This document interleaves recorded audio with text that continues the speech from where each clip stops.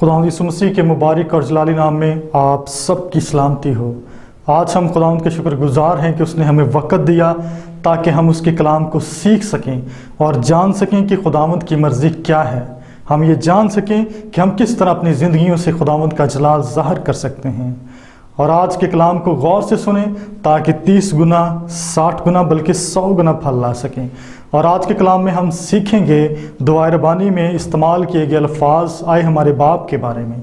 इन अल्फाज से क्या मुराद है।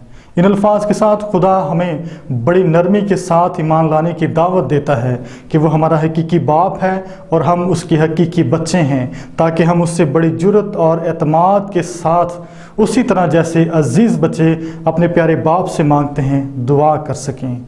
और मज़ीद जानते हैं यीशु क्या चाहता है कि खुदा को मुखातब करते हुए हम याद रखें जब हम उसे आए हमारे बाप कह कर पुकारते हैं।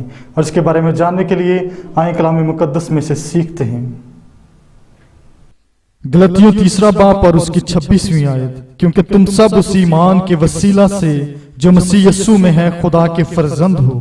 गलतियों 4 बाब और उसकी 4 व 5वीं आयत, खुदा ने अपने बेटे को भेजा जो औरत से पैदा हुआ और शरीयत के मातहत पैदा हुआ, ताकि शरीयत के मातहतों को मोल लेकर छुड़ा ले और हमको ले पालक होने का दर्जा मिले। पहला यूहन्ना 3 बाब और उसकी 1 आयत, देखो बाप ने हमसे कैसी मोहब्बत की है कि हम खुदा के फर्जंद कहलाए। हमने खुदावंद के कलाम में से सीखा जब यीशु हमसे ये कहता है कि खुदा को आए हमारे बाप कहकर मुखातब करें, तो वो चाहता है कि हम ये याद रखें कि ईमान के वसीला से वो हमारा हकीकी बाप है और हम उसके हकीकी बच्चे हैं।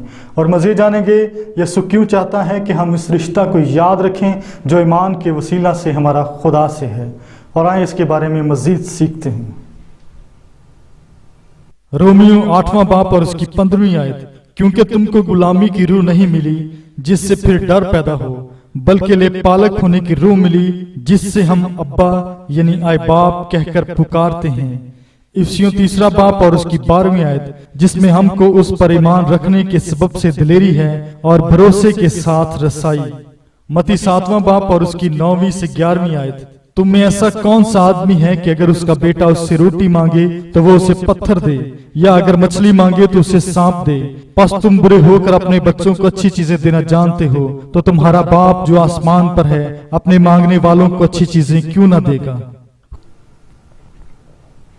हमने खुदावंद के कलाम में से सीखा यीशु हमसे चाहता है कि हम बाप के साथ ईमान के वसीला से अपने रिश्ते को याद रखें, ताकि हम अपने आसमानी बाप से दुआ करते हुए अपने आप को आज़ाद महसूस करें, जुर्रत और एतमाद के साथ मांगें जैसे बच्चे अपने प्यारे बाप से मांगते हैं। और मज़ीद जानते हैं फिर इस किताब में यीशु हमें किस तरह दुआ करना सिखाता है। इस किताब में यीशु हमें जुर्रत और एतमाद के साथ दुआ करना सिखाता है।